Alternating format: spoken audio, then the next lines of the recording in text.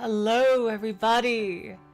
Welcome back to Seabed. Oh, wow, we got a lot of chat already. Hello, Apparition, Void Dweller, G-chan, Jackie, Oe. Woo! Last time, I was taken for a ride. I'm sorry, because I don't know how it looks like when it was literally the third stream of a new game, and I was literally crying over the possibility of one of these two characters being dead, and I just, jeez, I just don't know. And now it seems like we just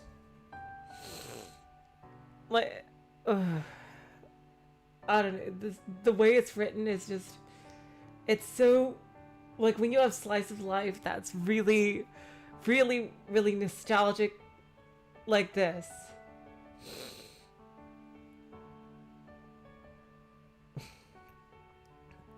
It just goes so well, you know? I mean, it just hits that particular nostalgia.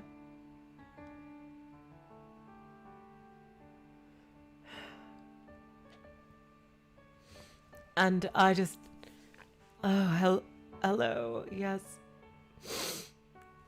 And I just, Sachiko's feelings are just, and now we're on a flashback again. Oh yeah, it's right, there's only one page of save files. Oh god, so we're gonna have to go over them. Okay, damn. We're going to a flashback back when Takako was still with everybody. I really, really hope she's okay. By the way, please tell me if the music is too loud. Or I'm too loud or something like. But I got trolled hard last time. You guys, oh wow. This is just... This one is so good already. Let's get back into it. Yay! Happy music! Okay. As I entered the brightly lit morning office, I found Takako, Fumi, and Inukai already at their desks. Oh, Takako! Oh god, please be okay!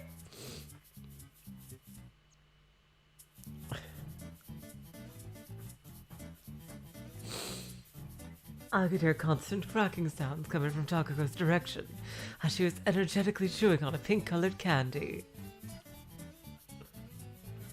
What on earth are you eating so early in the morning? Fumi opened with that question as she passed behind her.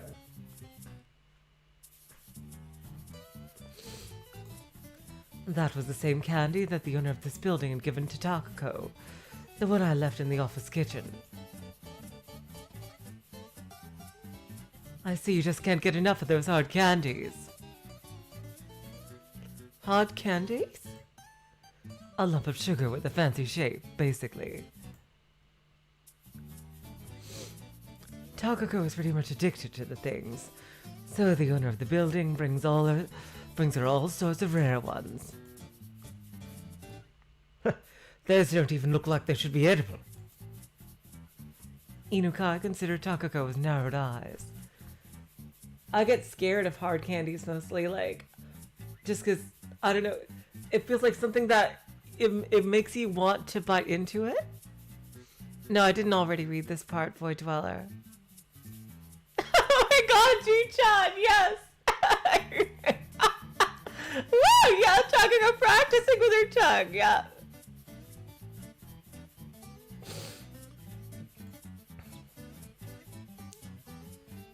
You want some, Fumi? No. Sorry for hoarding all these beauties to myself. Takako popped a sakura petal-shaped candy with bean jam in her mouth. Are those actually good? They have just the right amount of sweetness and feel great to bite into! After Sachi took away all my cookies last night, all I could think about was eating these as soon as I got back to the office. Don't come crying to me when you start putting on weight. No worries on that front. I work out. Can't you tell? Do you even know how much you have to run to boil that lump of sugar? Fumi made a sinister smile. Anyway, I would like to begin our morning meeting. Okay. The three replied in unison.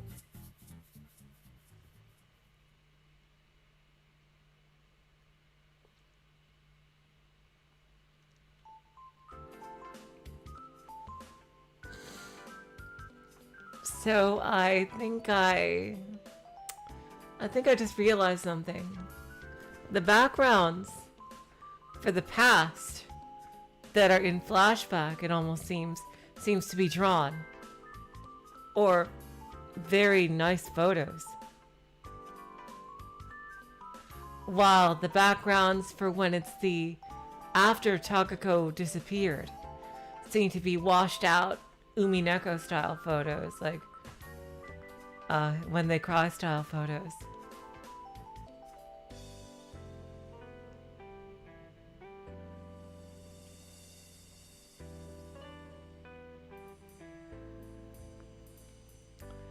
We have more clients than usual this month.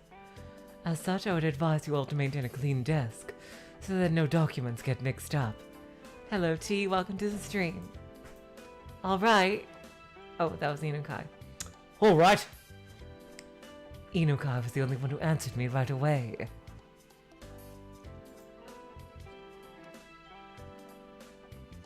That's true, the vacation backgrounds. Yeah. Sachi, do you think my desk is fine? To tell the truth, yours is the one I'm most worried about.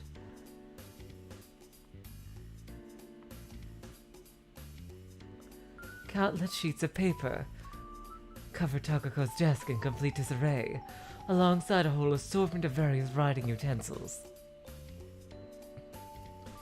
I need them all, though! How many designs did you want to draw at the same time? Keep the papers you're not using in the folder. But that's a pain. Think about it this way. If you keep your desk clean, maybe that pesky little fairy will stop stealing your receipts. Oh goddamn, that was that was Inukai. Fucking hell. When they're going back and forth and there's so many people, it's hard to... Ah! Think about it this way. If you keep your desk clean, maybe that pesky little fairy will stop stealing your receipts. Inukai addressed Takako from beyond his perfectly clean and well-maintained workspace as the latter began reluctantly organizing the papers littering her own. Yep, he's definitely George / Michelle voice, yep.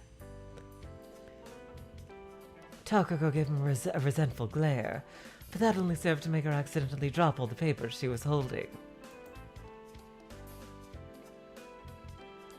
Are my plush toys a problem too? Because if they are, I swear I'm gonna quit. Fumi raised a hand. They're not really a problem, but I do think you have a bit too many. Maybe try reducing their number a little? Dozens upon dozens of plush toys populated Fumi's desk, surrounding her monitor like a small army.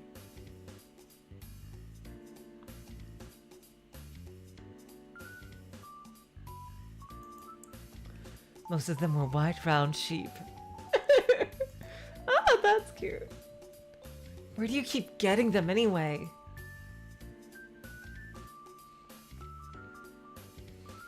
Inukai picked up one of Fumi's plushies that rolled down to the floor and placed it back on its place on her desk.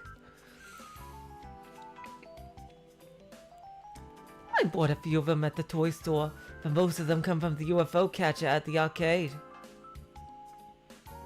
Don't you get sleepy surrounded by so many sheep? Takako sounded a laugh. I'd appreciate it if you can get rid of those bottles as well, Takako.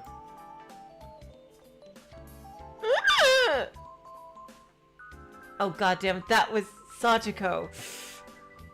I'd appreciate it if you could get rid of those bottles as well, Takako. I pointed at the colorful mountain of bottles on her desk. Then now, oh my god, she chugs energy drinks. Yeah, she definitely seems like someone who would. The now empty energy drink bottles were built into a huge and highly unstable looking castle, resembling something out of a Western picture book.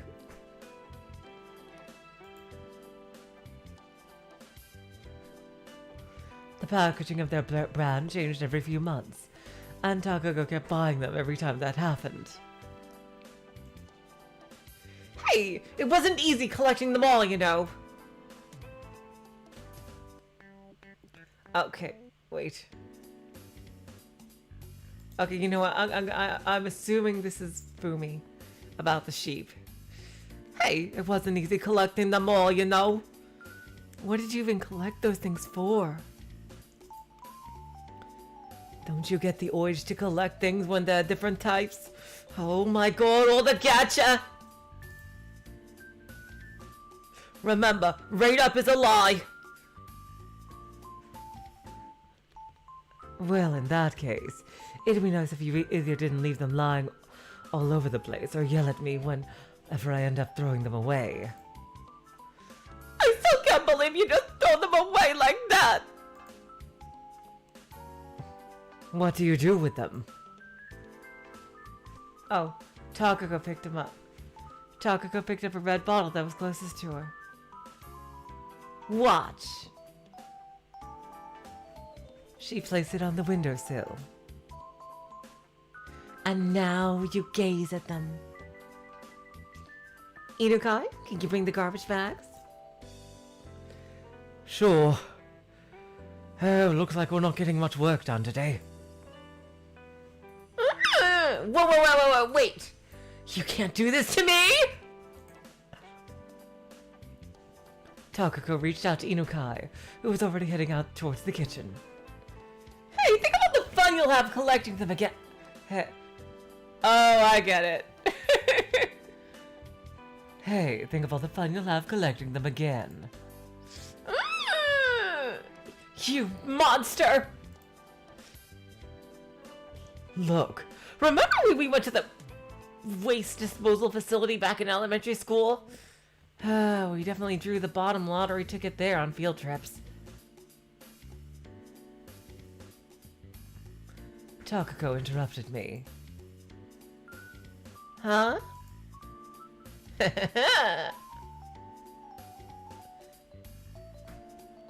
Takako made a gesture with her palm to calm me down, and slowly began.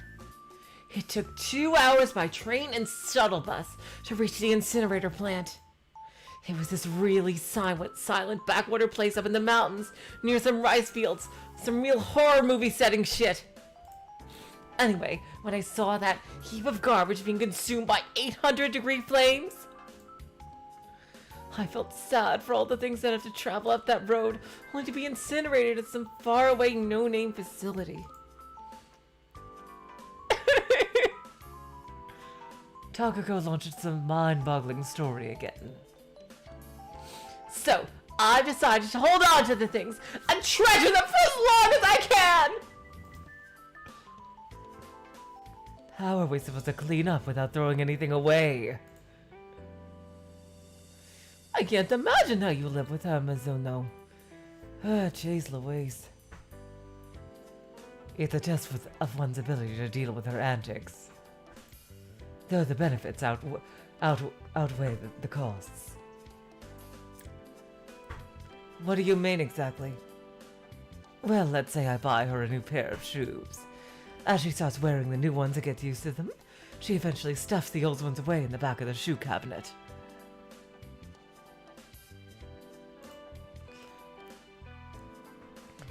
All I have to do then is throw them away when she forgets she ever had... Sachiko! Are you serious, Sachiko? I do the same thing! Not with shoes, but with other shit! Oh my god! Oh my god, Sachiko! Are you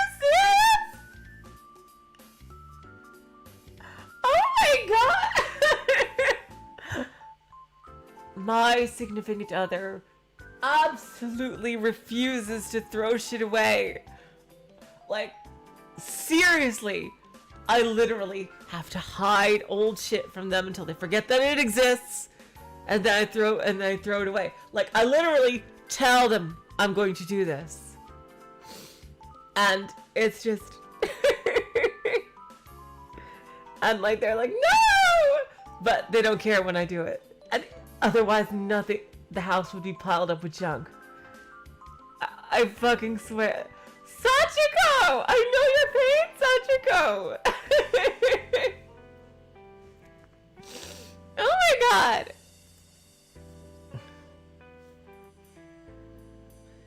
By the way, Sachi, where did my white mules go? You never had any to begin with. It was just an illusion in your mind.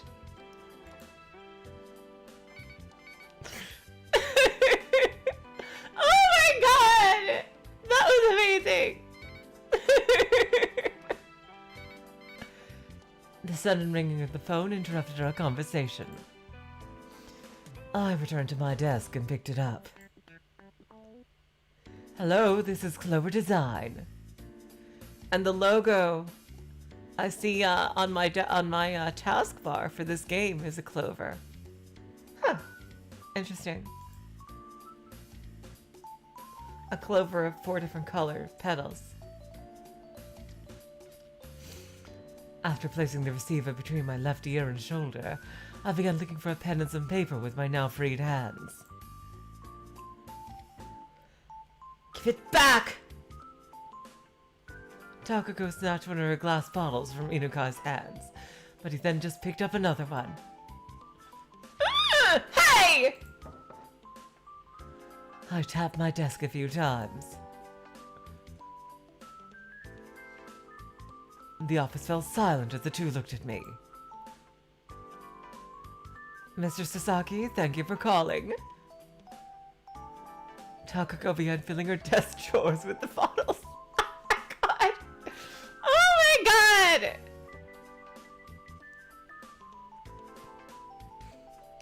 Takako can be so, like, lovably immature. Like, not in a bad way, but in, like, an adorable way. And, like, oh, she is so sweet.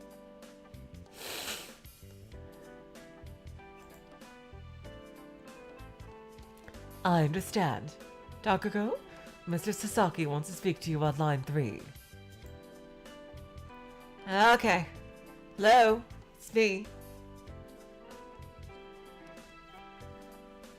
I pushed the hold button and put my receiver down, while Takako pushed the same button on her desk phone as it began blinking. Alright. Alright, now's our chance to clean up this mess. Hey, wait a second!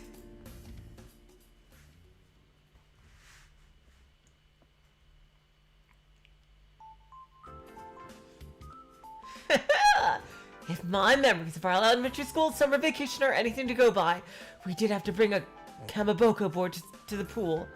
Right, Sachi? I don't know what that is. Ah!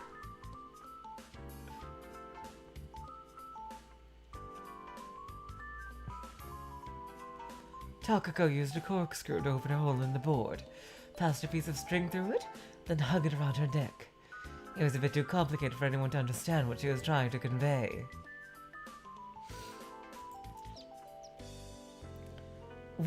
Why would you carry such a thing around with you? Inukai, who went over to Takako's desk to ask her for advice on coloring, raised his shoulders and made a contemplative face. You really don't know? What is a kamaboko?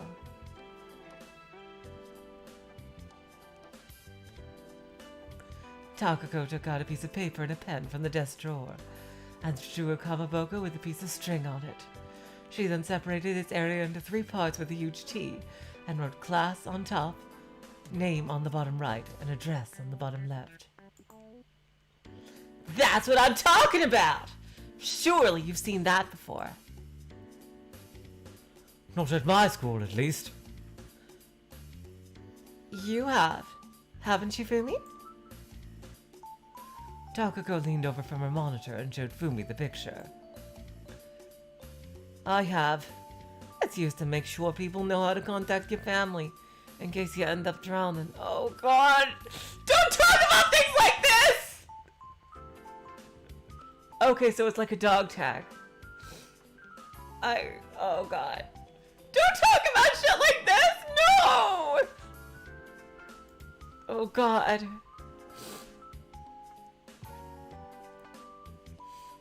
Oh, I see. I wonder if it's only practiced in southern prefectures, given that Miss Fumi is familiar with it while I'm not.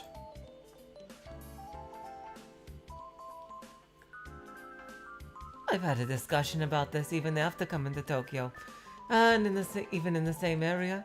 There are apparently schools that do it and ones that don't.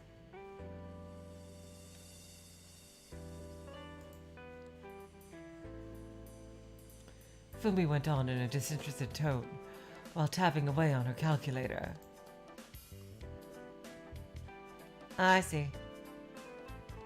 Oh. This was about as alien to me as that Mont Blanc ice cream thing.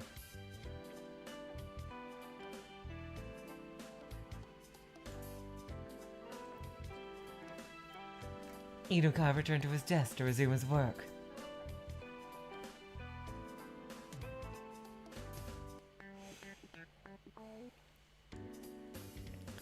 Is there anything that the school in your area did the same way as us? With pool-related things, I mean. I don't feel like starting a weird game, but... Did you have to collect colored balls during your pool lessons? They had pool lessons in school? Are you serious? Yeah, my place had that too. I'm pretty good at swimming, so I collected a bunch. That sounds like something you'd be good at, Inukai. What is that supposed to mean? Well, I don't know. It sounds like a compliment to me.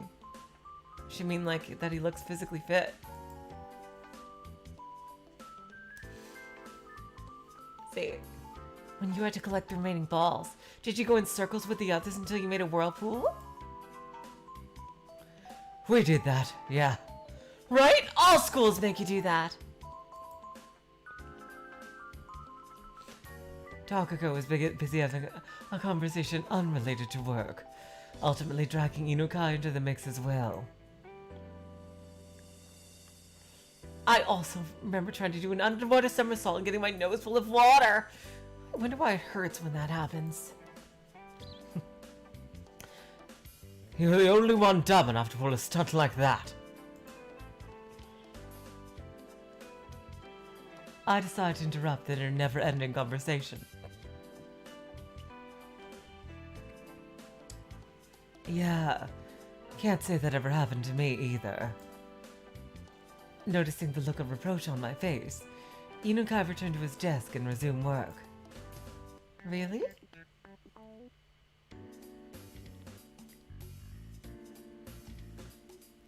Takako, now leaning toward Fumi to address her next, finally noticed my expression and promptly returned to work. I inserted the poster sample into a tube and tucked it under my arm, then picked up the bag with all the receipts and my notebook inside, before standing up to leave.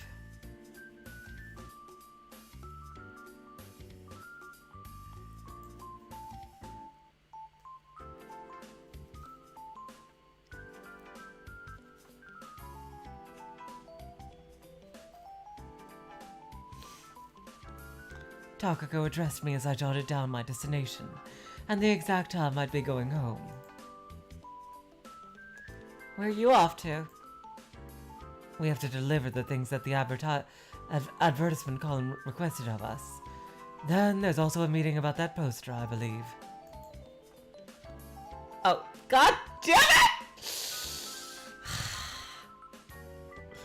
We have to deliver the things that the advertisement column requested of us.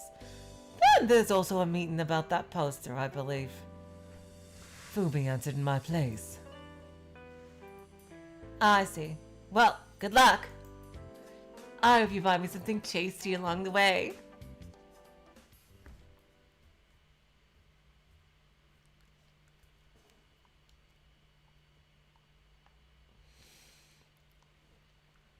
After finishing my errand, I called a taxi to make it back to the office. The sun reflecting from the glass-made double doors leading inside forced me to narrow my eyes.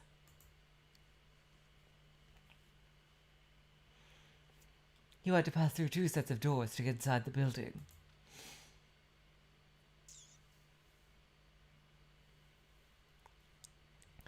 After the first set, there were stairs leading underground to the right, and a certain mailboxes with a guardroom to the left.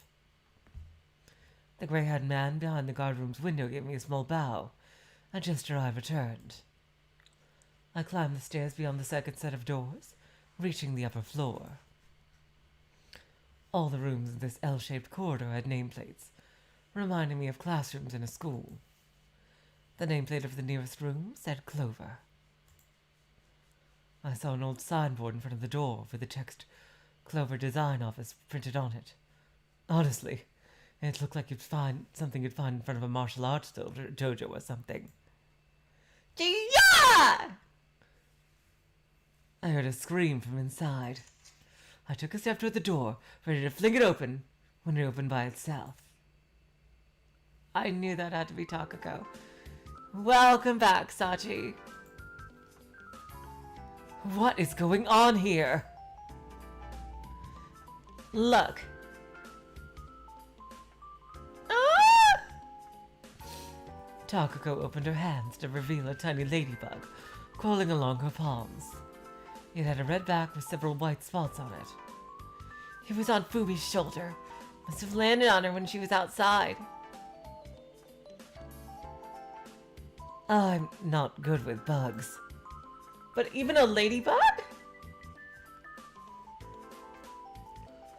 The one responsible for the scream joined the conversation. Huh?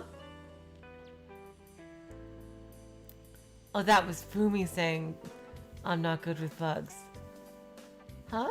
But, Fumi, didn't you draw ladybugs on that lunchbox wrapping paper design? I'm okay with them if they're just drawings. But ladybugs are cute! No way. I can't look at those wriggling legs. You can barely see a ladybug's legs.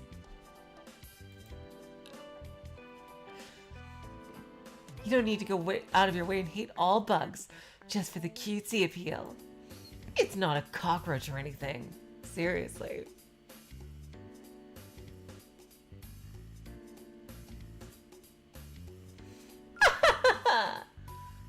Takako let out a self-satisfied laugh. As for Fumi,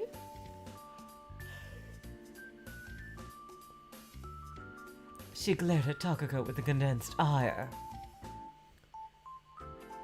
I can imagine you being okay with cockroaches too, Miss Takako.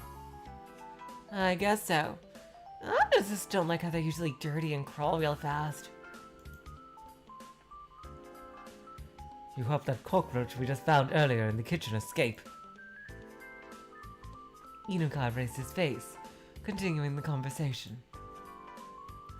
I don't enjoy senseless killing.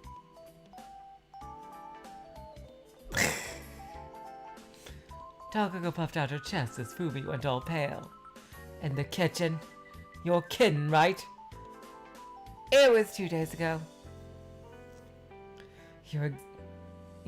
You're exaggerating, Fumi. If you're that scared of bugs, then maybe we should start keeping a lizard in the kitchen. Yeah, and I'd end up unable to use the kitchen ever again. But lizards are cute. I mean, they're only usually this big. I bet all boys like them. Isn't that right, Inukai? Takako was showing the size between her thumb and index finger. Well, I don't hate them, at least. But there are plenty of big lizards, too. Ah, that's right. Back home I saw that when that was over 20 centimeters long. Passing by Takako, I placed the bags I'd been carrying on my desk. Don't even think about bringing any in here. I've never heard of an office that kept lizards before. It could be our mascot? Takako considered the ceiling in a display of contemplation. Want to change our logo to a lizard?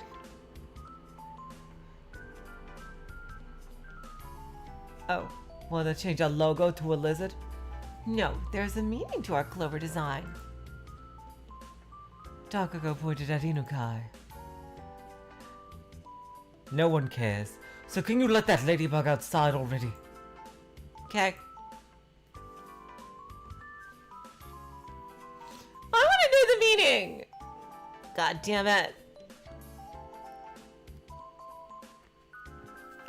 Takako exited through the door and stepped out of the corridor I just came from earlier.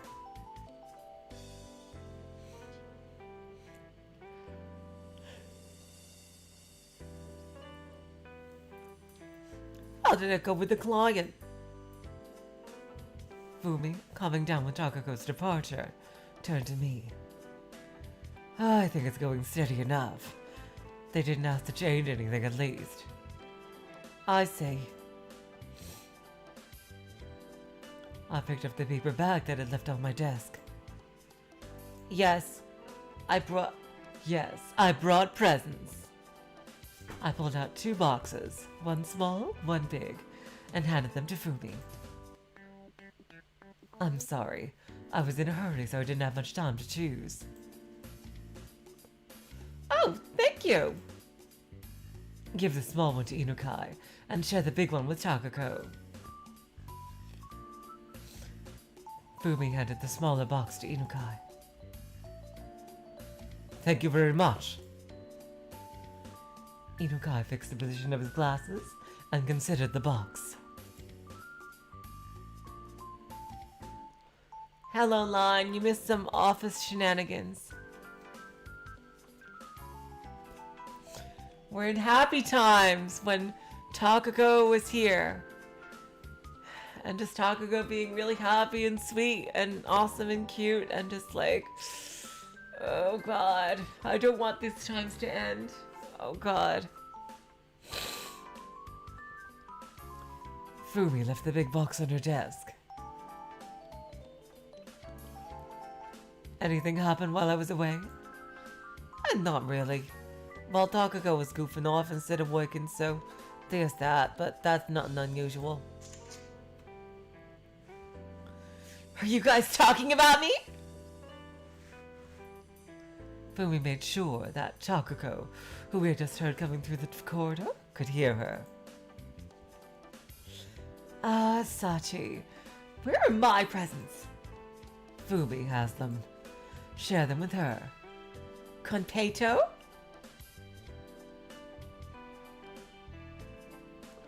Oh, yeah! Now you're talking! Oh man, this is a great one. Really relaxing after all that dramatic stuff in Fata Morgana. You said it, Lambda. You said it.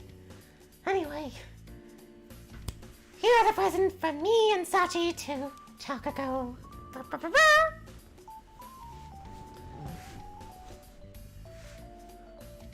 Takako looked at the box on Fumi's desk. She then returned to her own desk and glanced at the clock. Wow, you were quick. I accidentally boarded the express train. Huh? That's kind of unlike you.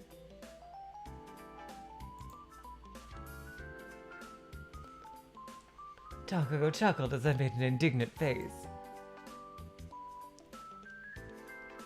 I was in a hurry when changing trains and ended up boarding a behind-schedule express at the place where my train was supposed to be.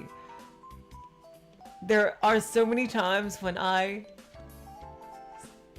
get on the wrong train because it's actually the previous train that was late, and I end up missing my stop because it's an express that goes past the station I need to get to. See, that's happened to me at least 3 or 4 times. And it is just, oh my god.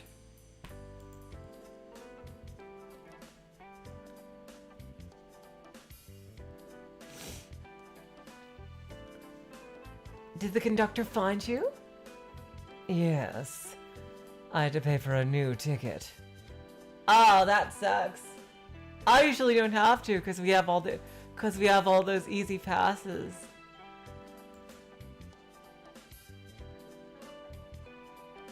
Everyone misses or mistakes their train once in a while. Right, Inukai?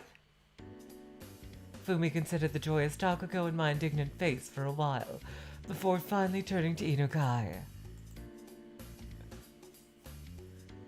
That's right. Last year when I was going to see my parents, I realized I couldn't find my ticket after I left my bullet train. How'd you get out of the station? I explained what happened to the station worker and they let me out. You should make yourself one of those railroad affiliated credit cards. All their transactions are computerized and remain in the records, so you never have to worry about tickets or explaining yourself again. It's only a few decades before the go-kart is invented. Fumi pulled out a silver credit card from her purse.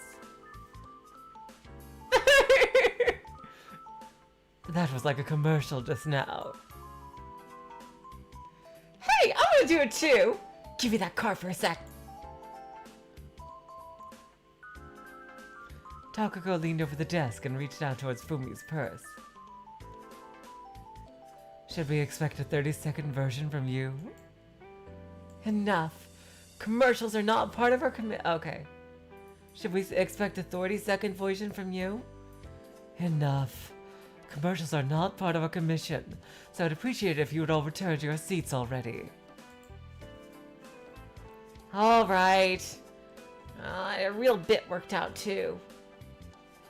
I struck my desk with the binder I had in my hand, putting an end to their frolicking.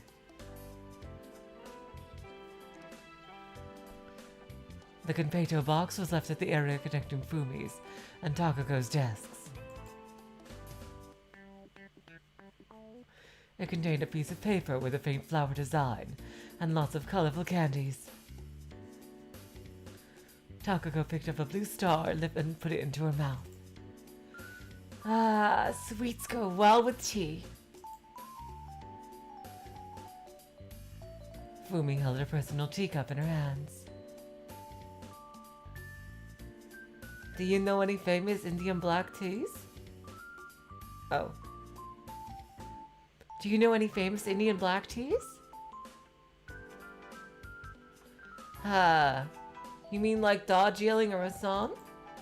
You got it! I'll give you this Konpeito as a reward. The entire box belongs to us both, though. Yeah, but I'm screwing the boss. Oh, you have a point, I guess. Takako began chewing on the candies, filling the room with crackling sounds. As she was taking her next Konpeito, her fingers struck the bottom of the box. Huh? With fewer candies in the box, the cherry blossom design at the bottom became partially visible. How can you eat this fast? Jeez, I've only had time to eat a few. Oh, damn. Hey, let's slow down a bit so it lasts until the end of our shift. Oh, I had them reversed. How can you eat this fast? Jeez, I've only had time to eat a few. Oh, damn. Hey, let's slow down a bit so it lasts until the end of our shift. Ah, jeez Louise, how old are you? Sachi went out of her way to get us this present.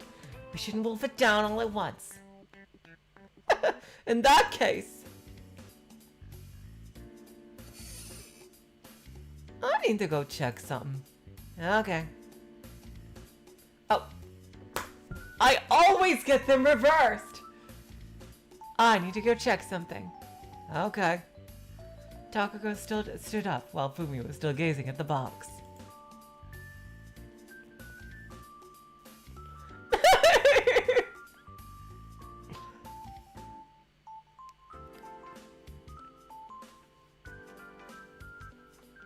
Takako walked to the door, then suddenly turned around and came back.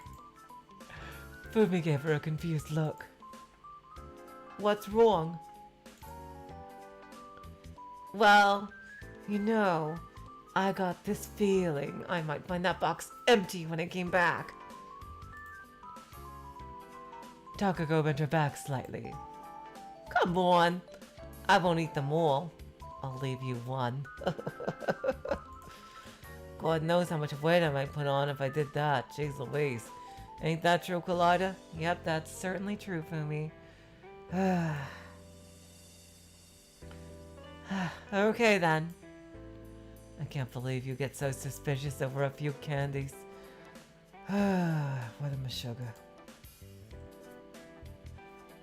Haven't you heard of all the wars that broke out over sweets? No, I have not. I'll be going then. All right.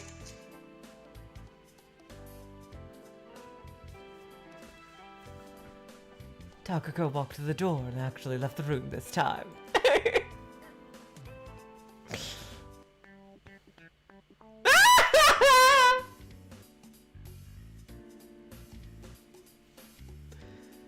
Fumi, after making sure that Takako was really gone, took out a white piece of paper from her desk and placed all the good paper from the box on it. She then carefully folded up the paper and hid it inside her drawer. Screw you, yeah, you're screwing the boss, but I've got all the brains in this outfit.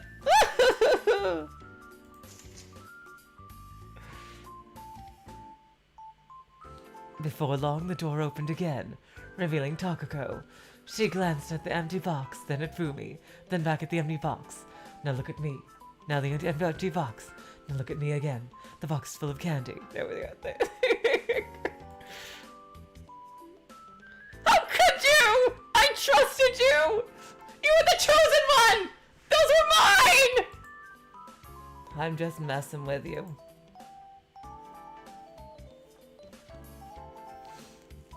Fumi produced the paper from her drawer.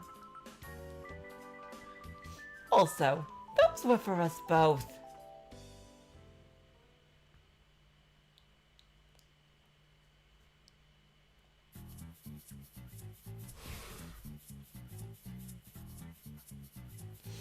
Yeah, it looks like they do design work. They do graphic design, it looks like. It looks like a graphic design office.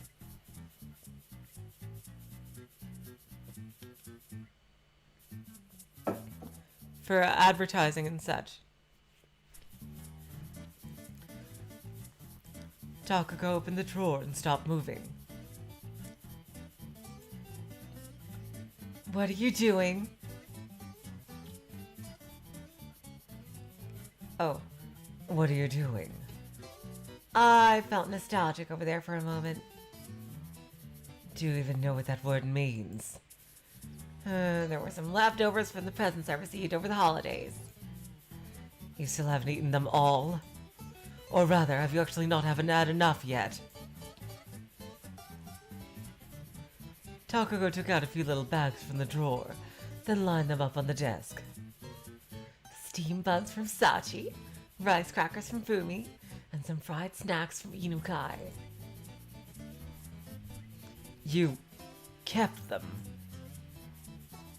Yeah! I couldn't decide if I should eat them to keep myself awake during the morning. Have them for dessert after lunch. Or use them to get a quick energy boost in the evening. You know, because I need all the energy I can for the evening. I also wasn't sure if I should use them to bolster my spirits on Mondays. Endure until Wednesday. Or make them the grand prize for surviving until Friday! You see, some of theirs are salty, while others are sweet. So I was thinking that to use the salty ones to boost my motivation when I'm already feeling good. Well, I could use the sweet ones when I was more tired. Thing is, sweet things don't go well with certain drinks, so I had to take that into consideration as well. Well, I bet everyone's glad you gave their presents so much thought. Yeah, but then I kept thinking and reconsidering. I eventually forgot I had them until opening this drawer right now. Oh my god!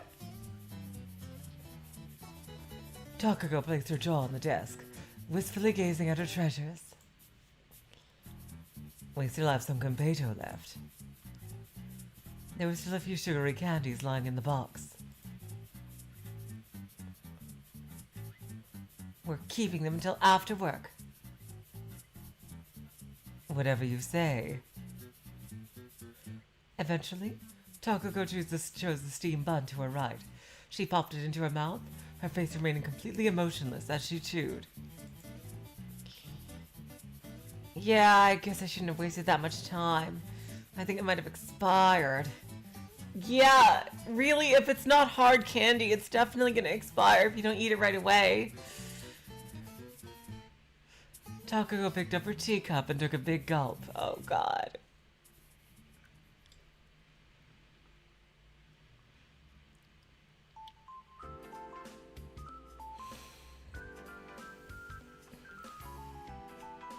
For the life of me, I can't tell if this is a drawn image or a photograph.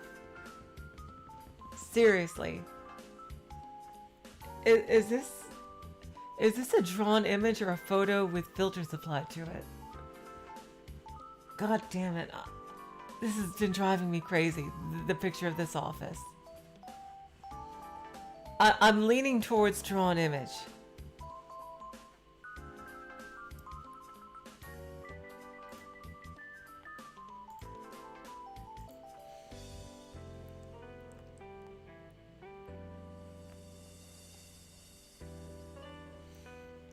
As the sun began to set and the lights lit up the darkening corridors, Takako switched on the office's fluorescent lamp.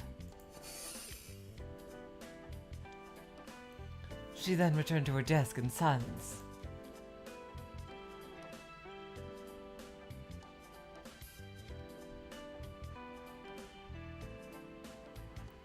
Takako, Fumi, and Inukai continued their work under the illumination of the white light, almost like it was still in the middle of the day.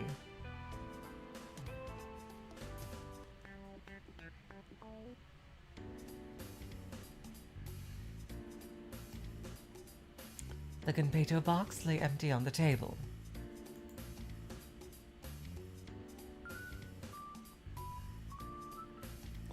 Alrighty. Takako crossed her fingers and stretched her back. You got a day off tomorrow as well, right? Want to go see a movie? Takako addressed Inukai and Fumi over their monitors. Are they showing anything good right now? How about that detective story? A Japanese film. You prefer Western movies? Oh, I can't take most Japanese films seriously. Most of their lines sound fake, like they came out of some kind of visual novel. But that's what's good about them! even the actors seem more interested in showing themselves off, rather than playing their characters properly. That's because you're not interested in them. Some people watch movies just because of the actors they like. Yep, that's my SO. They love to watch things more because of the actors. I like it for the story and the characters. But like a lot of times they'll just watch something because an actor they like is in it.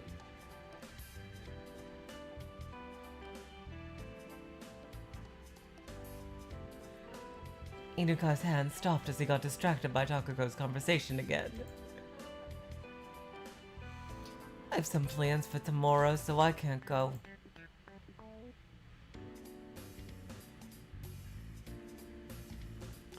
Fumi made a quick response while arranging the things on her desk.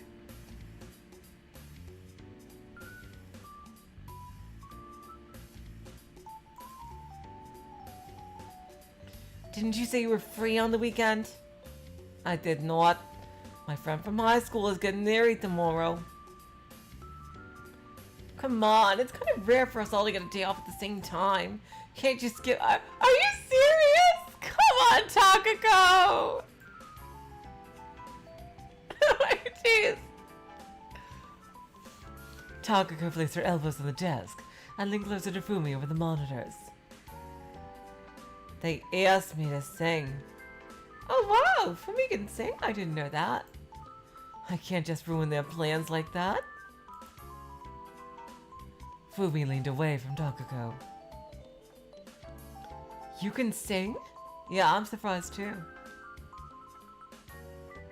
Miss Fumi used to be in a band, from what I've heard. Inukai joined the conversation. That's awesome! Were you actually producing original songs and stuff? I still have one of the CDs we released. Well, not like I'd ever bring it in here. One time in high school, I sang Surapetan. Way before it was released. What? That sounds like so much fun! Go make one yourself. It's not that hard. I can't think of any lyrics. Or melody. Or carry a tune. You can just write down whatever. We'll take care of the music. Hey, I've never even kept a diary. Some of my lyrics might be a bit too much.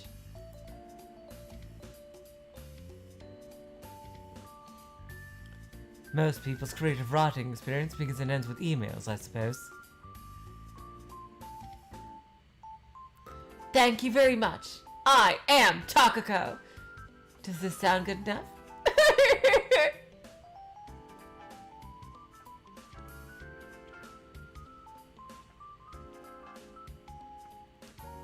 Sure, why not? You could try and go for this ultra polite band. Alright, let's make the name of our album Deathmatch and the title of the first song, Deviation!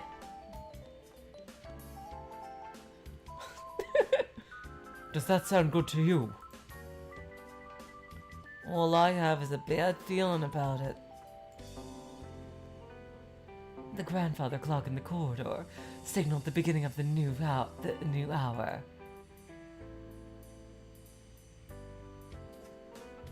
Sorry, but I have to leave oily.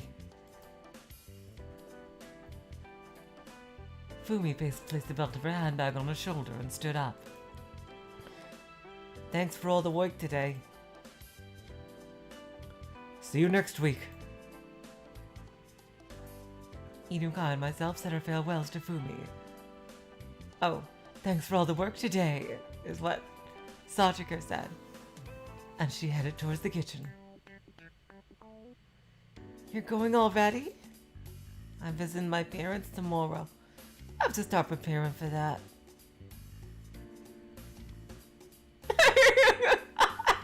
Fumi told Takako the exact same information that was already written on the whiteboard behind her. I think I'll be leaving soon too. Progress is as I previously reported.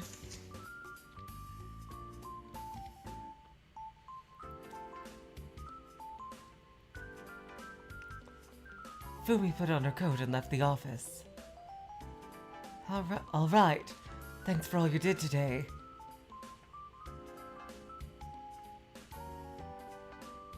The sun had already set, making the temperature in the room drop a notch. I lifted my jacket off the hanger to dress myself in something a bit warmer.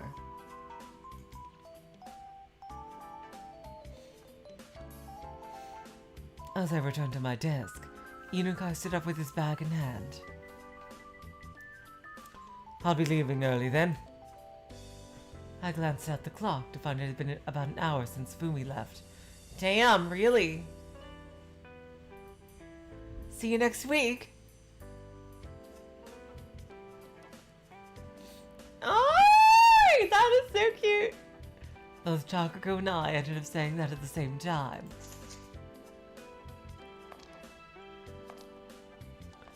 Inukai bowed his head and left the office.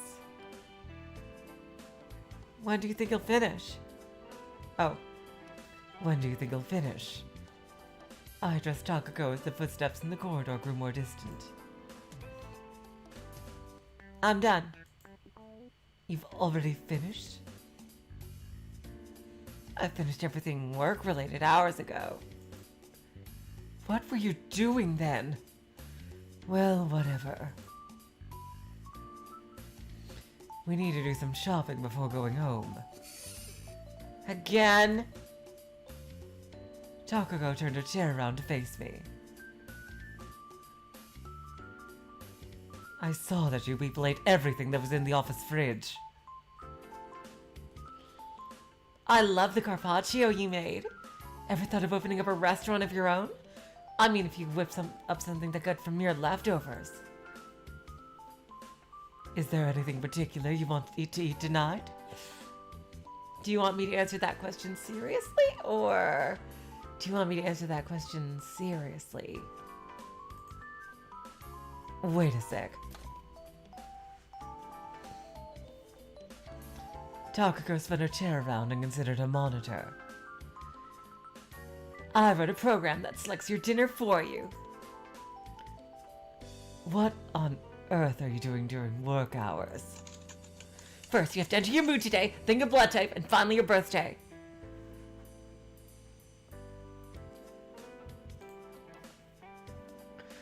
Wouldn't my birthday alone be enough? Da-da-da! Takako typed the keyboard a few times and pushed the enter key. Her computer gave off a goofy sound effect and... Croquette, huh? So you want croquette for dinner? I think I want something lighter. I'm not in the mood for meat and potatoes either. Well, I guess I could go for curry, but we had a lot of that last week. So I'd rather try something new.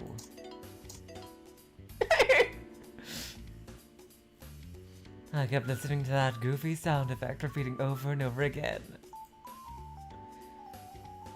I see it only has things you like.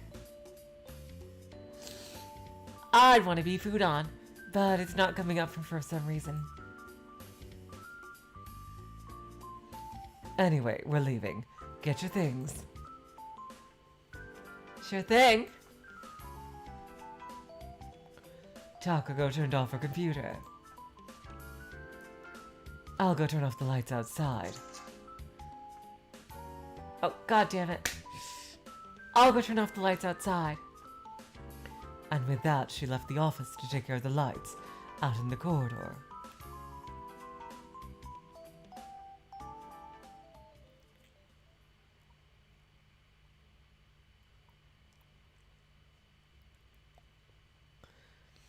I locked the kitchen and the windows. The office door opened as I was pulling down the blinds. Hello. Oh, Inukai's back. I turned around to see Inukai with a bag in his hands. What happened? I forgot my keys. Oh, that sucks.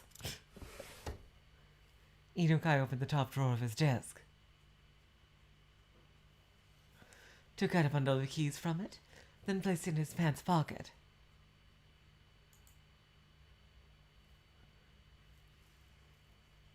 Did you decide on the movie you want to watch? Oh. Did you decide on the movie you want to watch? A movie? Inukai locked his drawer as he replied. Are you busy tomorrow? Not really. I see. Are you leaving? Oh, are you leaving? Inukai asked me a question as I was confirming the calendar. Yes. I was just about to right now. That's good. I'm glad you made it. Void Dweller, I get that feeling too. When the music stops, I get super nervous. I guess. Do you want me to turn off the lights? Oh, do you want me to turn off the lights? Inukai reached out to the light switch near the entrance. Thank you. I looked around the dark office, but spotted no lights from any running machinery I might have missed. I picked up my bag and keys before continuing toward the main door. Please don't do this with the no music always puts me in such a fucking panic. Have you seen Takako outside? Inukai furrowed his brows. Takako?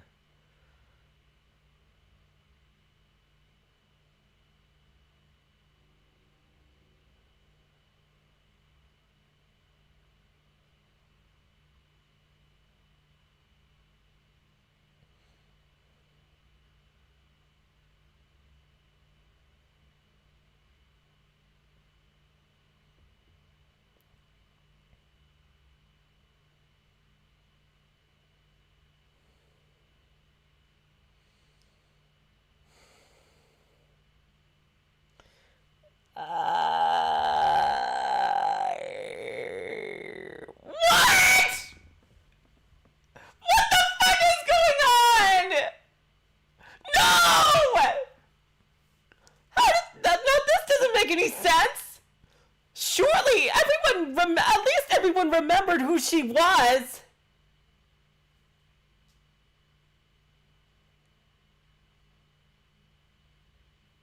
Before, like, what the fuck?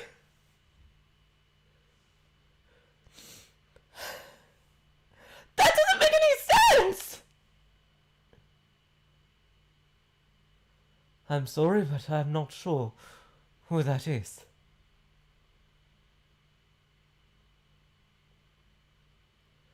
Okay, there's gotta be something supernatural going on.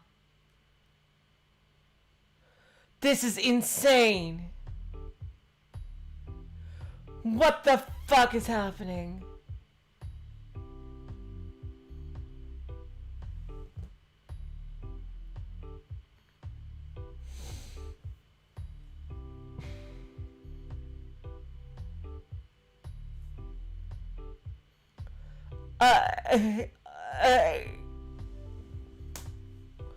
What the fuck is going on?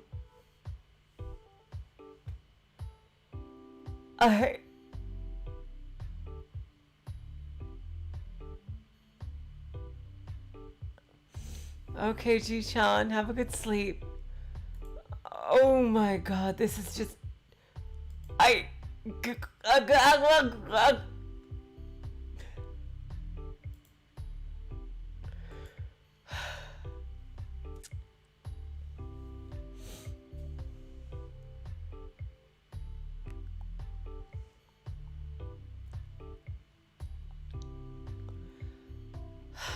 What is happening? I took a different route home this time, deciding to enter a small and rather lonely-looking bar. The place first piqued my curiosity around 6 months ago, but I had since forgotten all about it. There was a simple rectangle-shaped liquor shelf behind the illuminated counter.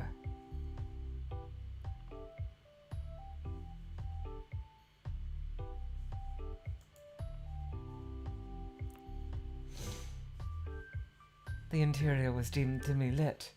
I could barely make out the faces of people just sitting 2 seats from me.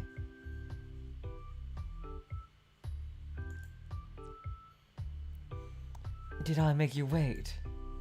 Oh, that's somebody else. I don't know who this is. It's probably the doctor lady. Did I make you wait? I heard a voice from behind as I finished ordering my highball. Narasaki sat down next to me. Yep. Hello. Hey, this seems like a nice place. You come here a lot? No, it's actually my first time here. Is that a highball? I guess I'll try out the same. I nodded, and Narasaki ordered the same exact drink as I did. You think this sounds like Thriller?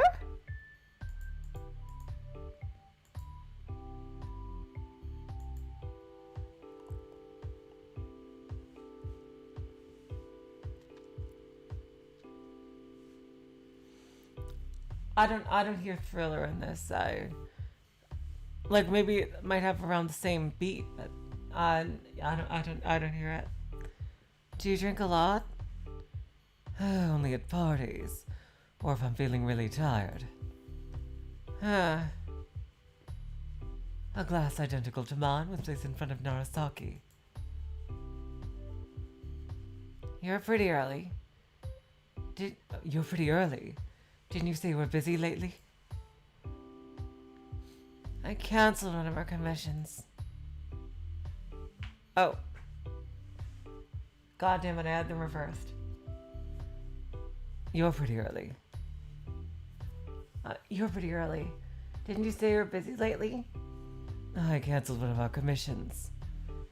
I see. It was something Takako was supposed to do. Was she the only one capable of doing it or something? Yes.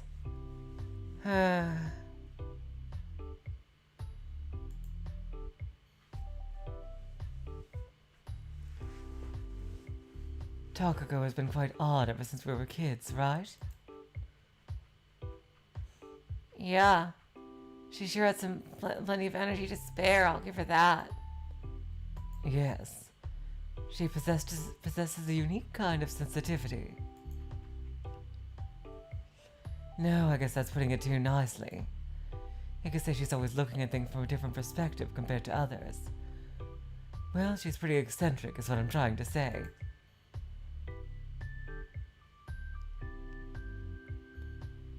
Eccentric. Narasaki parroted me.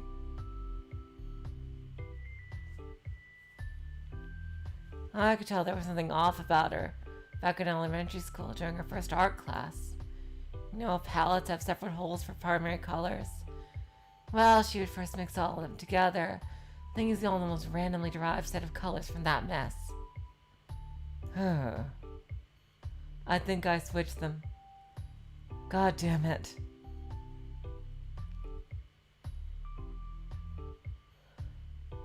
I would always use only the colors I needed.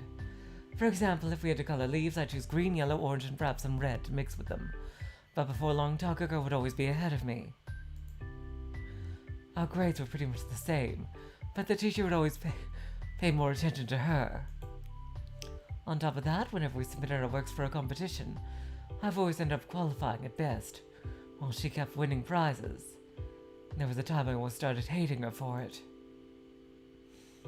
Did her work look good from your perspective too? Well, I don't think I could really call it extraordinarily good, but her works always has something that catches your eye. Something? Yes. I didn't even realize that I've already finished my glass. Narasaki's glass was empty as well. She ordered another cocktail.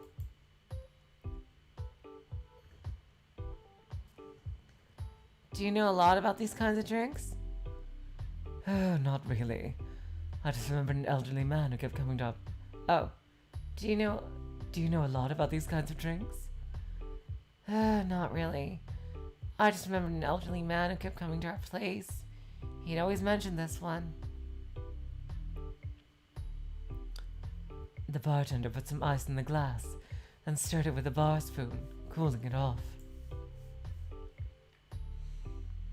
He then did away with the water that came from the melted ice and spilled some of the alcohol Narasaki ordered into a measuring cup.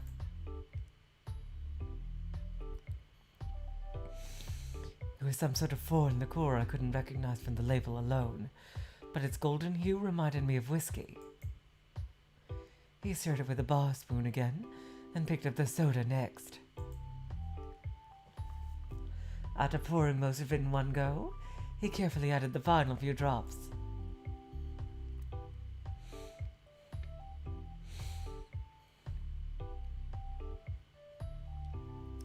The ice cubes jostled about in the drink as the bartender stirred it, sending bubbles floating to the surface. It looked almost like some sort of chemistry experiment.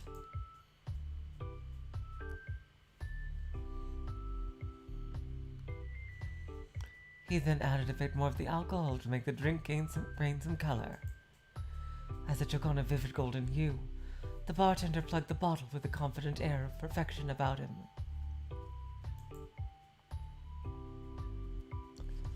And that made you insecure.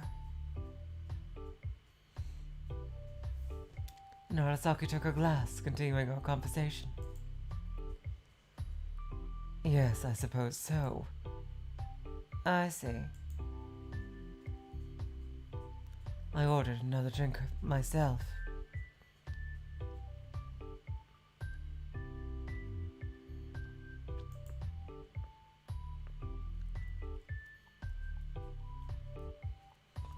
I think you don't need to worry about your work.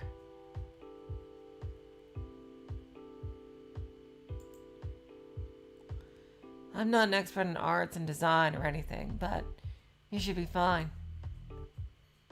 And why would you say that? Much like Takako had her own talents, you're also capable of things others can't imitate. Oh? And what would those be? I'm not sure how to put it, but I guess one could say you're able to comprehend things at their base level. Am I?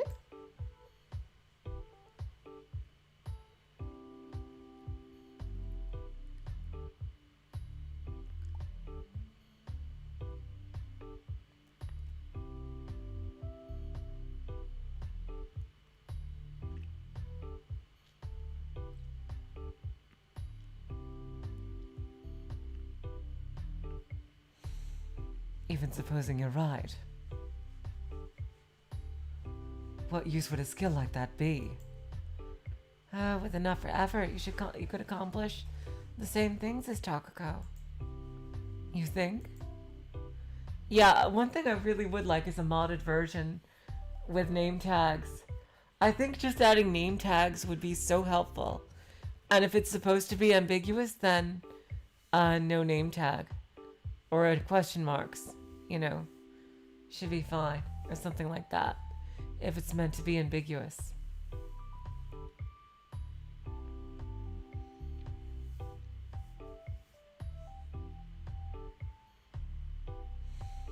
After all, you're one tough gal. Few things in this world could face you. With that, I can agree. I see. Narasaki chuckled.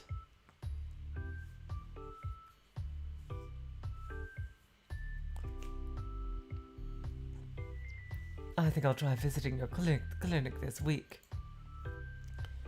What day would be okay? Do you have any preferences? I ordered my third drink. I've got no appointments on Wednesday so far. Then I'll drop by sometime before lunch. All right.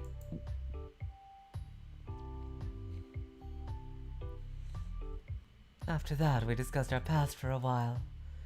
About the time we spent together at the kindergarten, and what we've both done since we parted ways. Narasaki kept jotting down some of the things I said.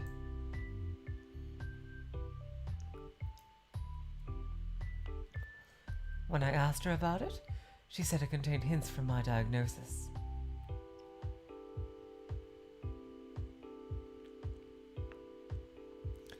Yeah, Void Dweller, that's what I'm trying to...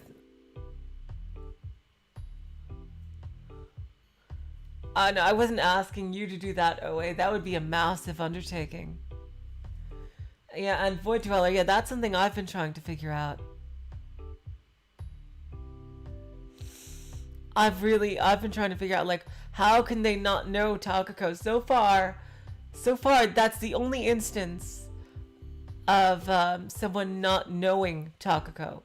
Every other time, people know who Takako is, but she was missing in other times.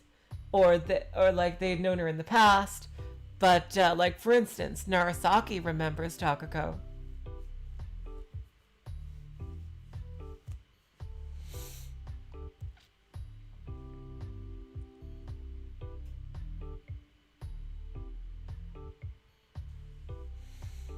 But that one instance with Inukai, was the only time when someone had no idea who Takako was.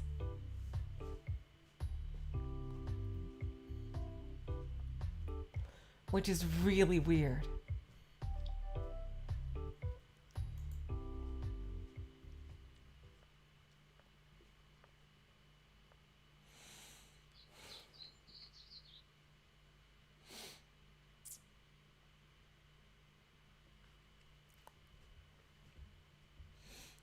I opened my eyes to see a sideways view of my room and a rectangle-shaped analog alarm clock. A white dog with lop ears was pointing at a few minutes before 7. I pushed the yellow button on the clock to stop the alarm from ringing. With my left eye still somewhat misty from being pushed against the pillow, I climbed out of bed and lifted the black uniform off the hanger.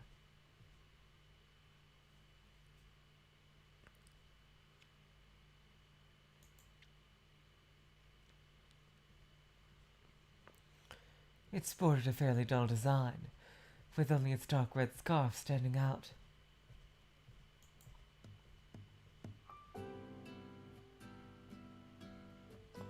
I'm leaving. With that, I opened the main door.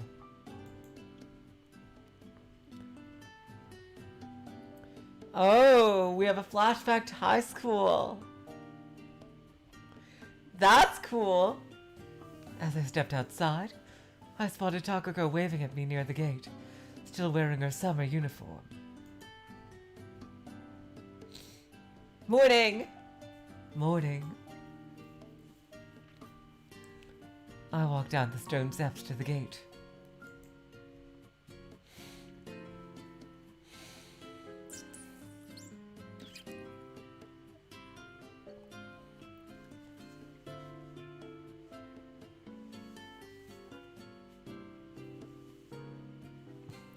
As I looked closer, I realized that the knot of Takako's scarf was slightly crooked to the right, and her bag, which should have contained the same books as mine, looked oddly thick and heavy.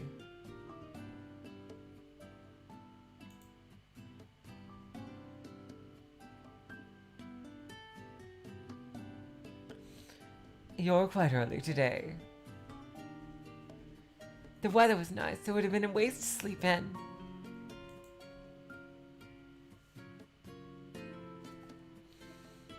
I see.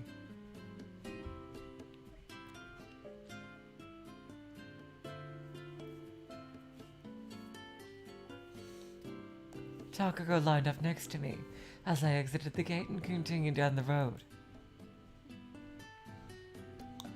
Well, they say that rising early benefits you 3 mon. What does that mean? Huh. Yeah, what is a mon? How much yen is a mon? Takako looked at me. I don't know. I wonder how much it is. I've read in a book is that 4,000 mon is 1 Rio.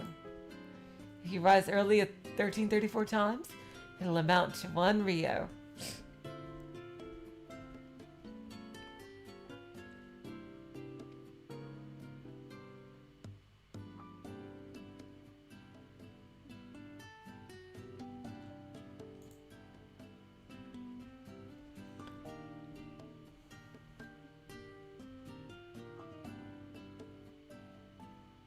One Rio?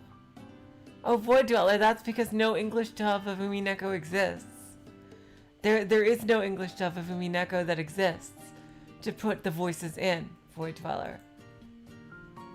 That sounds rich. It does? Oh, yeah! Look at the kitty cat!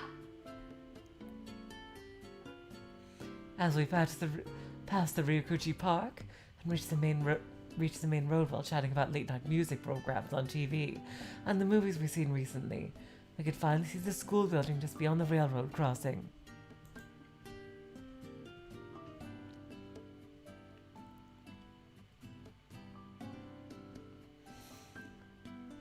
We have a class representative meeting today, so you can leave without me.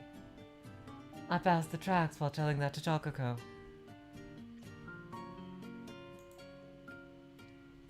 Got it. Takako gave a curt answer.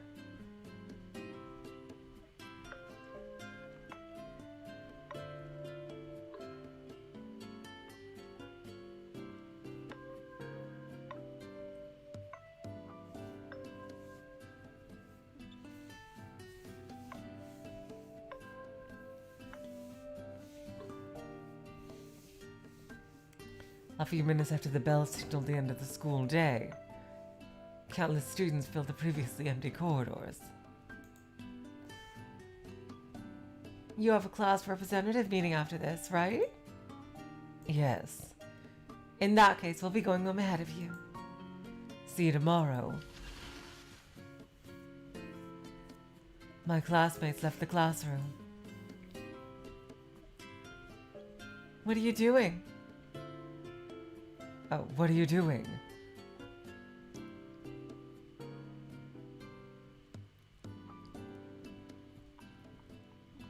I addressed Takako as she was taking her sweet time to clear her desk, awkwardly lagging behind even after everyone else had left. Got some time today, Sachi? Didn't I tell you about that class representative meeting?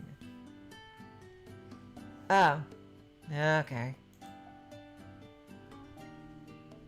With that, Takako picked up her bag and staggered out of the classroom.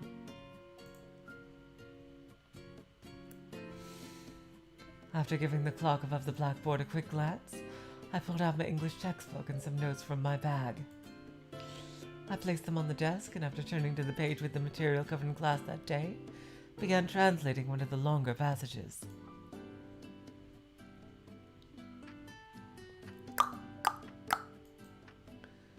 The clock above the blackboard kept ticking away. As I finished my review and turned to the page to start prepping for tomorrow's class, the classroom's door opened.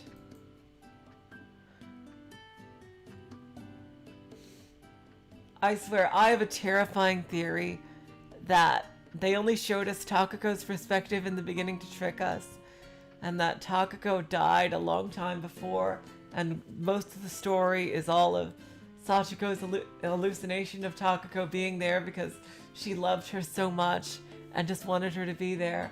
That would be absolutely heartbreaking. Oh God.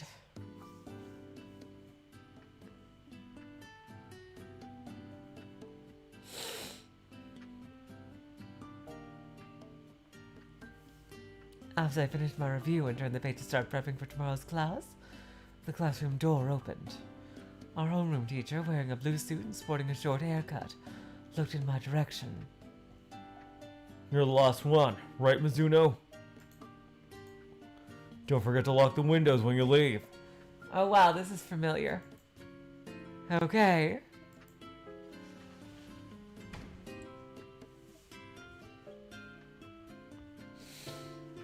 Our homeroom teacher closed the door and continued down the corridor, his low heels clicking against the hard surface of the floor.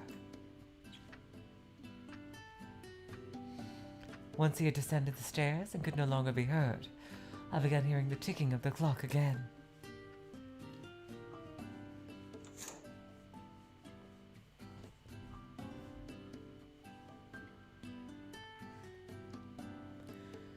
I closed the windows and locked them.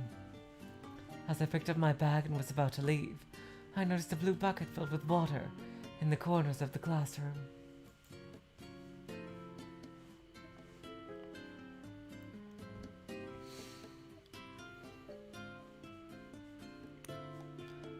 That would be awesome, Void Dweller. I hope that's true. I turned to the small blackboard that was normally used for communication and saw the cleaning duty list written on it. Takako's name was next to today's date.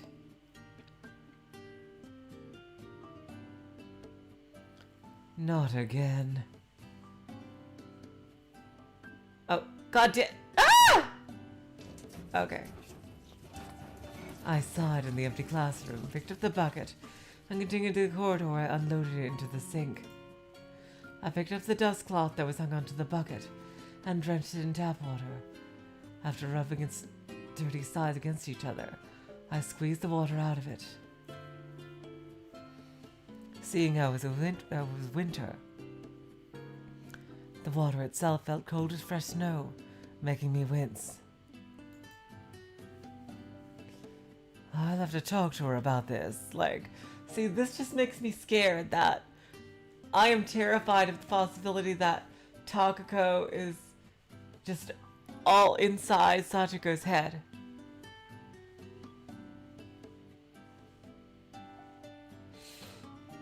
Yeah.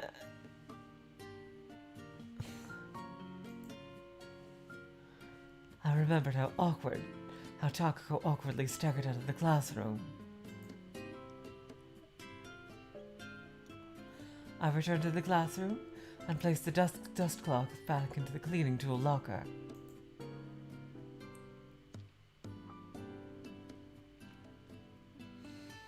I glanced at the classroom clock again, after hurriedly stuffing my writing utensils into my bag, continuing to school building number 4, where the third-year classrooms were.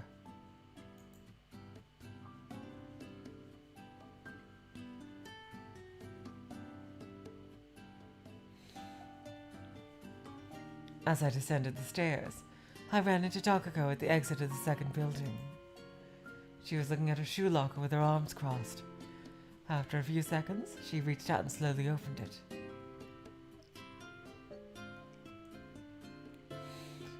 The next moment, her shoulders slumped. If utter disappointment had its own sound effect, I would have heard it just now.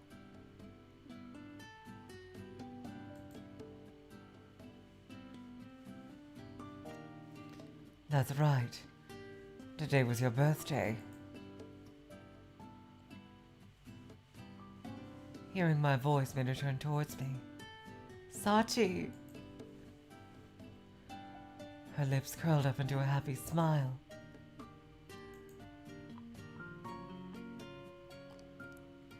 I'm sorry, but I've got nothing for you this year. No way. It took only a second for her smile to turn into an expression of despair. Come here.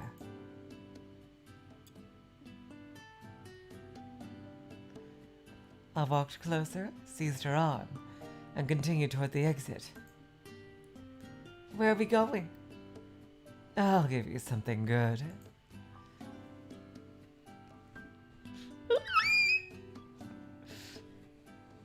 We recircled around the building and reached the desolate area behind it. I looked around, gratefully surveying the place. Okay. I took a step closer to Takako.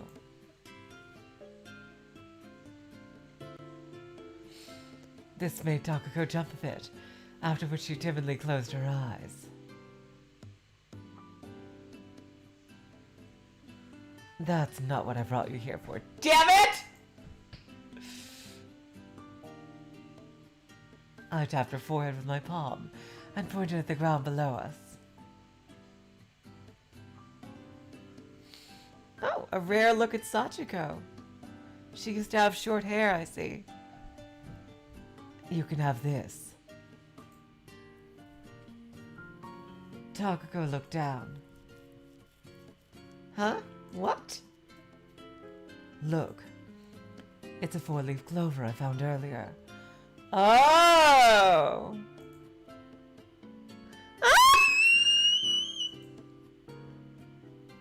Takako let out a beastly howl as she fell to her knees to inspect the clover. But you can't pluck it, okay?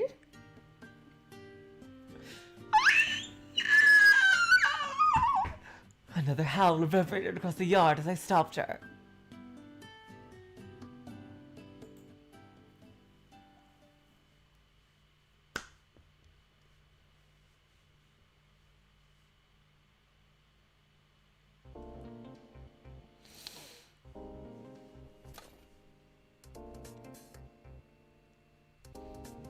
Is that where the name of your office comes from?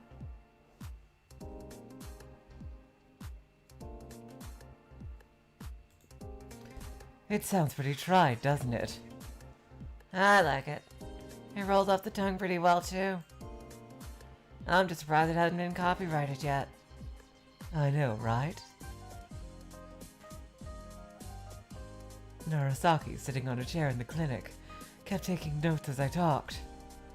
I absentmindedly regarded her right hand as I kept scribbling something on the paper, even after I had finished my story. Her speed was pretty incredible, yet her handwriting was meticulously clean and followed perfectly straight lines. On top of that, she glanced at the business card she held in her left hand. Her right, meanwhile, kept on going at an unchanged pace.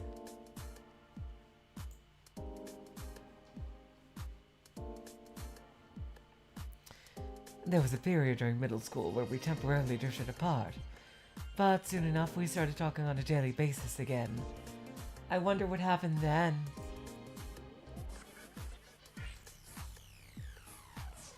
They had a fight sometime then, I see. I think that memory turned into something special for Takako. I see, said Narasaki as she flipped my business card around to have a look at its other side. Why'd you want it anyway? I just wanted to see it. That's some pretty high quality paper you're using there. The drawing of the clover looks really cute too. Our job is designing things like this. Yep, graphic design. It would affect our business if our cards had ugly drawings on them. I see. I guess it's like the sign of a sign maker's shop. Mostly pretty old ones, though.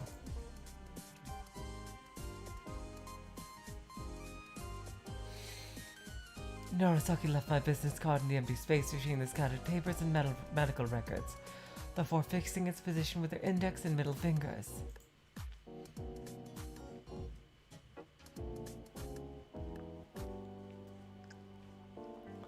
She then placed her index finger on the card.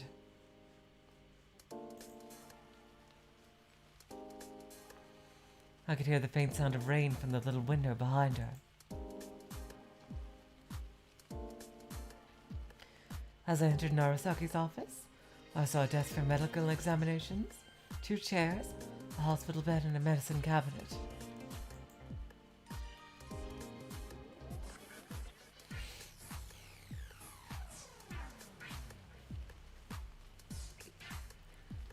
There were many medical books and all sorts of bottles on a relatively small shelf, seemingly in complete disarray, yet oddly enough, they didn't give off a sense of untidiness at all. Perhaps there was a secret order to them all. Yeah. Can you remember exactly when all this happened? During my first year in high school, I think.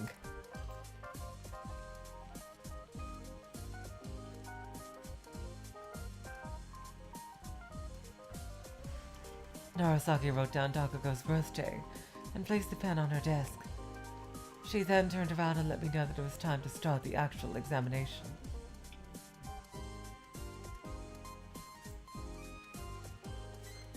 Let me hear your symptoms first.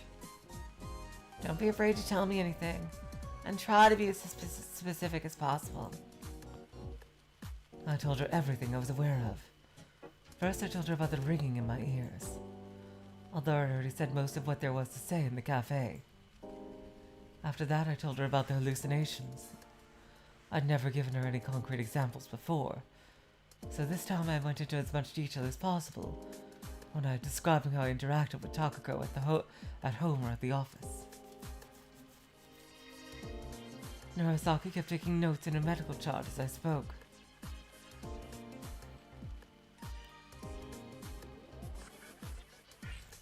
As I kept recalling things on the fly, I occasionally had to stop and think about whether a given event took place before or after Takako had disappeared from the real world.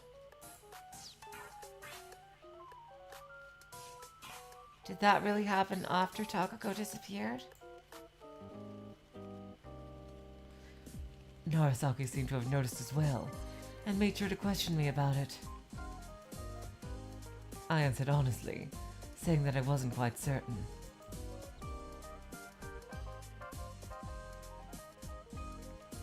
But then I told her about how I found out that Inukai never actually met Takako. That doesn't make any fucking sense. They were interacting before. Narasaki nodded, and after a short pause gave me a serious look. So you're saying that this junior employee, Inukai, told you he's never met her? Yes, but I can remember seeing them working together. In other words, one of you is wrong. Narasaki cocked her head to the side, while crossing her arms and legs. She almost looked like the statue of the thinker. It didn't look like it was lying to me. When did he join your company exactly? I got curious about that too and looked it up. It's odd that she doesn't remember. I pulled out a copy of his resume from the bag I'd left in the basket and handed it to Narasaki. It says almost 2 years ago. So there's no way he couldn't have known her.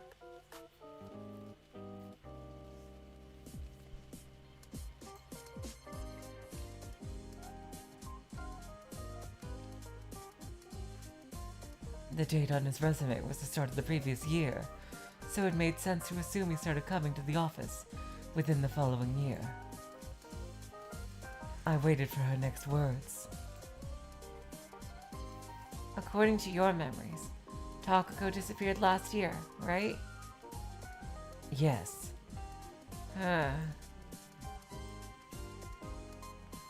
In any case, I asked her other employee about it, and she remembered Takako. Thank God! Thank God! Thank fucking God! Whew. Okay. Fumi has been working with us since we established the place. I see. And it's been 4 years since then, right? Which makes it... Narasaki moved the books from the table, pulled out a brown picture paper from the drawer, and drew an axis of time on it. Damn! She really is the daughter of a...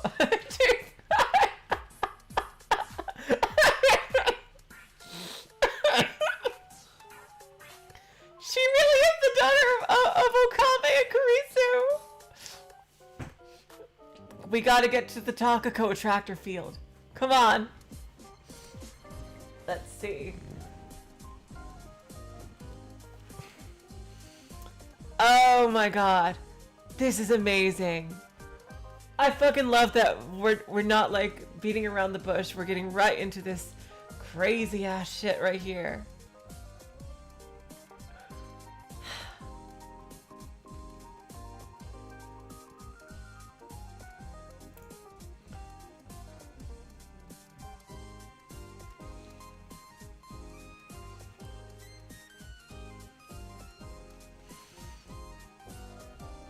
If your junior employee is correct, then Takako disappeared sometime during this period.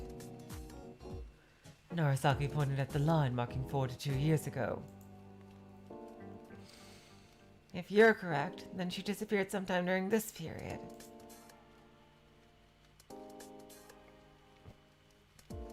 Next, she pointed at the period of time from 2 years ago, all the way to the present day.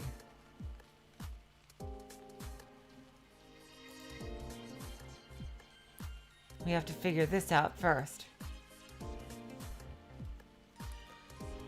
I felt like my thoughts would grow sluggish whenever I tried to think about it. Can you remember exactly when it happened from your perspective? Yes, it was last autumn.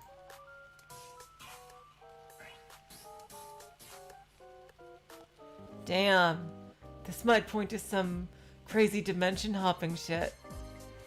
I felt almost like I'd been swimming in a pool when the water suddenly turned to mud. My thoughts simply wouldn't progress from A to B.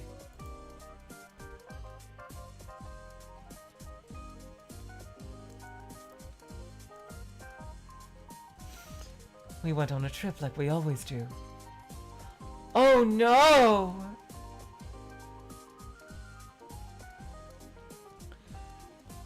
Did she disappear in the middle of the vacation? She suddenly disappeared in the middle of it.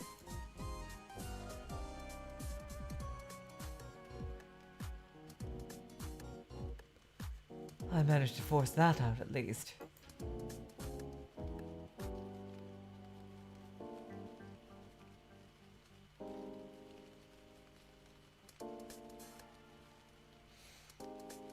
If you're not feeling well, you don't need to overdo it. But can you try remembering any details about her disappearance? I tried to recall our trip.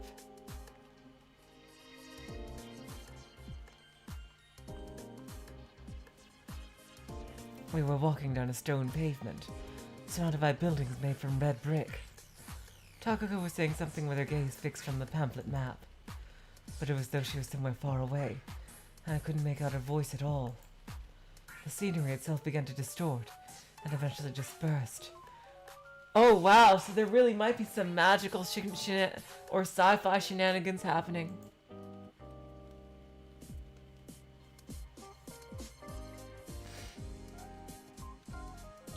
Feeling okay, Sachi? I heard Narasaki's voice.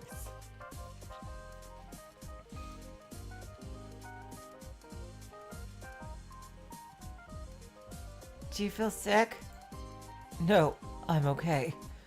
But it's like a part of my memories is covered by fog. I can't recall a thing. I see. But why?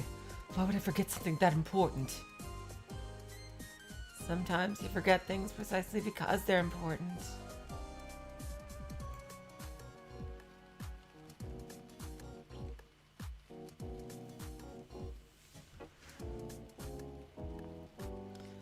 Narasaki considered me for a few long moments, then turned back to her desk and began filling out a medical chart.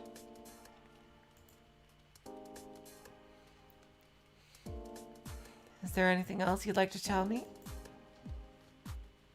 No, I think this is all. You haven't told me about the ringing in your ears as of late. Did it stop? Narasaki asked me about my anxiety-induced acoustic hyperesthesia. It hasn't been happening lately. You're sure about that? Narasaki gave me a scrutinizing look. It didn't completely go away. It still happens with roughly the same frequency, but now it seems like it's ringing somewhere far away.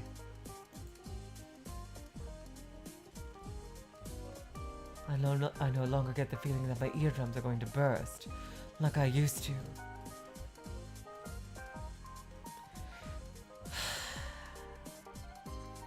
Narasaki inhaled a deep breath and responded with a quick, "I see," exhaling it.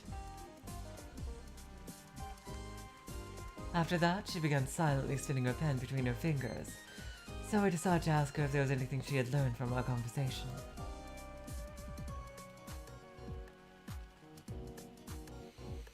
I can make a few educated guesses, but I can't tell anything for sure until I examine you. What do you mean? I need to verify whether your symptoms are caused by physical or psychological factors. She told me that physical factors are usually described as endogenous, and psychological ones as psychogenic. So you need to separate them. I see. Exactly. Let me go into a bit more detail. There are multiple things that could be cause for hallucinations, ringing in the ears, and dysmnesia, such as drugs, brain damage, or schizophrenia. Treatment for any of these three differs completely. So I first need to elucidate the cause. I see. I think I got it. I nodded. To which Narasaki responded with a nod of her own. In that case, I'd like to go into a bit more detail. Do you still have time today? Oh, god damn it. In that case, I'd like to go into a bit more detail. Do you still have some time today? I checked my watch and said that I did. And I'll try to investigate the timing of Takako's disappearance on my end as well. Good.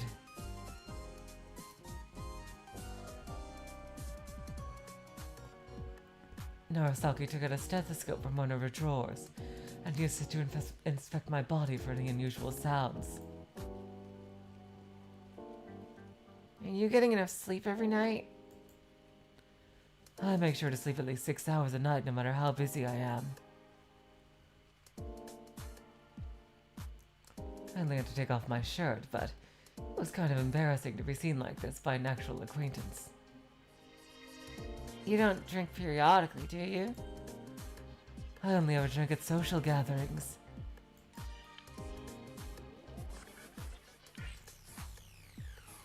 Have you been to any other doctors for any conditions recently? Not that I can think of. You can put your shirt back on. Narasaki put the stethoscope away.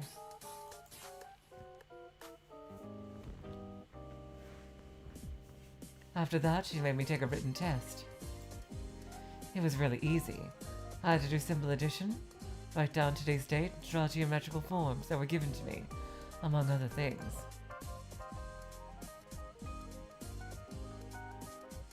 As I finished the test with little hassle, Narasaki asked me if I wanted to take a blood test, just in case. A blood test? You're gonna draw blood from me?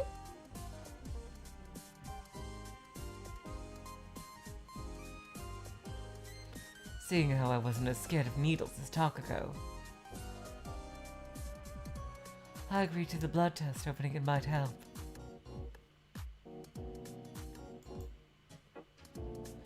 Don't worry, I won't be able to read your memories from this or anything, said Narasaki with a smile as she drew my blood. If it helps solve this, I wouldn't even mind. The procedure came to an end as I was trying to look away. Rather than pain, what I felt was more akin to my veins being lightly prodded by a finger. It appeared that Narasaki was good at drawing blood.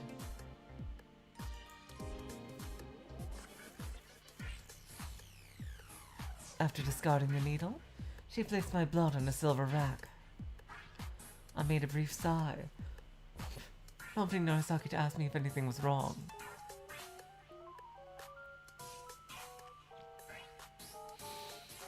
I was seeing hallucinations, hearing sounds, and to top it all off, I had memory problems as well, apparently. If that wasn't enough to get one depressed, I didn't know what was.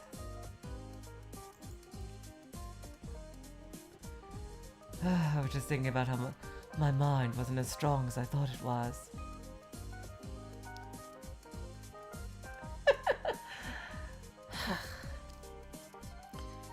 Narasaki made one of her unique chuckles, exhaling the air in a single breath. What's so funny? I gave her an indignant look. You don't look that distraught, that's all. What made you say that? I mean, if a size, the extent of your reaction.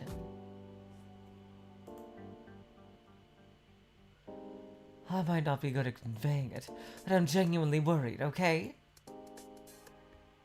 It shows that you're still feeling fine enough to maintain a calm exterior. On top of that, you're trying to face this problem with a cool head. Most mental patients aren't that aware of their problems, and only end up visiting a professional due to peer pressure. Compared to that, you not only recognize something that is off of what you're experiencing, but you're trying to figure it out yourself through intellectual reasoning. In short, you're both tough and possess an open and flexible mind. Can't say that makes me feel that much better. Well, you being this self-aware makes my job a lot easier, at least. Narasaki added with a smile.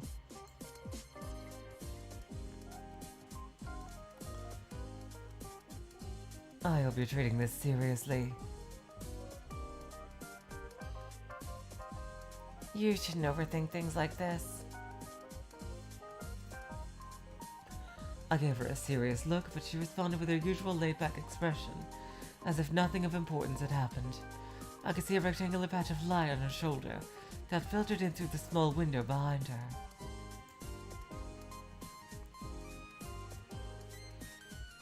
Noticing my gaze, Narasaki glanced at the window herself.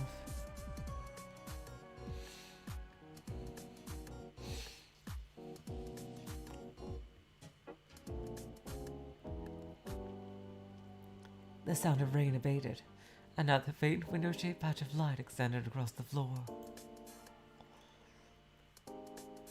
Well, we finished the blood test and all, so I guess we might as well have a sip of coffee. Narasaki stood up and left the consultation room. As I killed time, absent-mindedly gazing at the pictures stuck to the corkboard on her desk, Narasaki returned with 2 cups of coffee in hand. She placed one in front of me and kept the other in her hands as she sat down.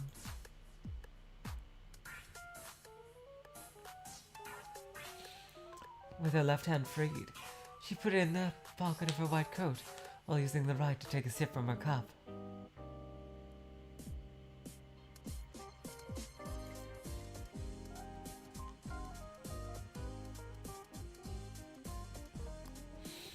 I reached out to my cup as well. Did that help you calm down a little?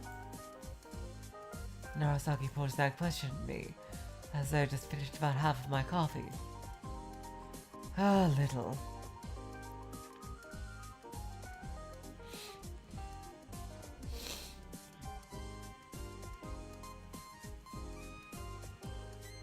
I don't think we've solved much of anything yet, though. With these kinds of problems, just confiding in someone can help a lot. One's frame of mind is all that matters, she added. I had to admit, it made me feel better that she was acting so confident. I suppose I do feel a little less stressed now. Narasaki grinned. What are we gonna do from now on? Oh, what are we gonna do from now on? Well, for starters, I heard you out. Now I'll have to look through the results of your examination to be able to tell exactly what's going on and what the causes are. Then I can come up with the best solution for you. She would make it clear what the problem was before tackling it head on. I'll take care of all the complicated stuff, so you should just relax and give me some time. All right.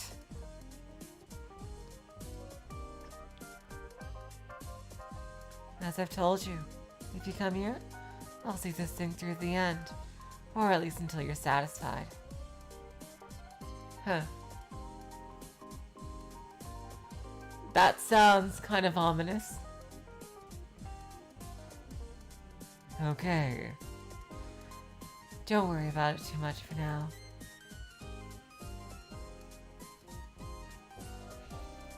As our appointment drew to a close, Narasaki told me this was just a preliminary check. After deciding on the time of my next visit and indulging in some small talk, I left the clinic.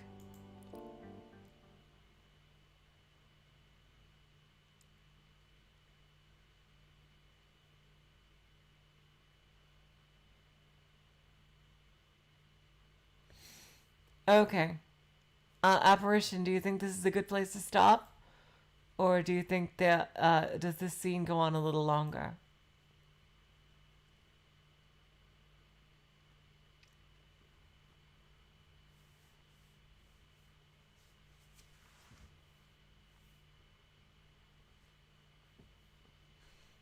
break here? Okay.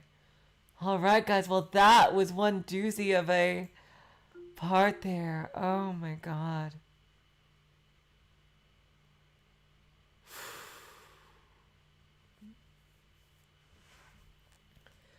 I'm already gonna tell this is gonna be an amazing one. I am already so into this story. I didn't expect to get drawn in this quickly. Like, I agree, Jackie, that this episode went by in a flash as well. Like, seriously. I didn't expect to be drawn into the story that quickly.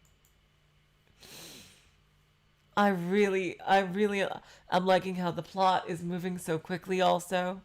Like, at first I thought, okay, there's going to be a lot of slice of life. The plot is going to, is going to move pretty slowly, but nope. We are getting right into it while balancing out all that slice of life. That's really adorable, honestly. And there's all these undertones to the slice of life. Like, is it actually happening or what? It's like, it's really cool. And like, that question was posed to us right in the beginning of the story. I really,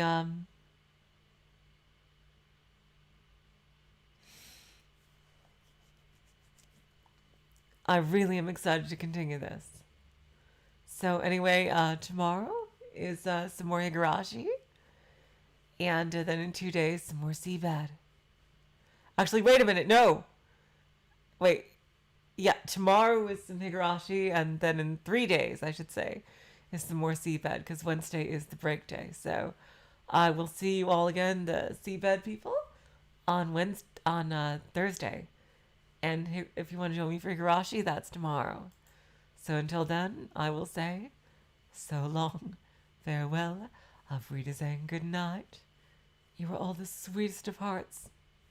See ya.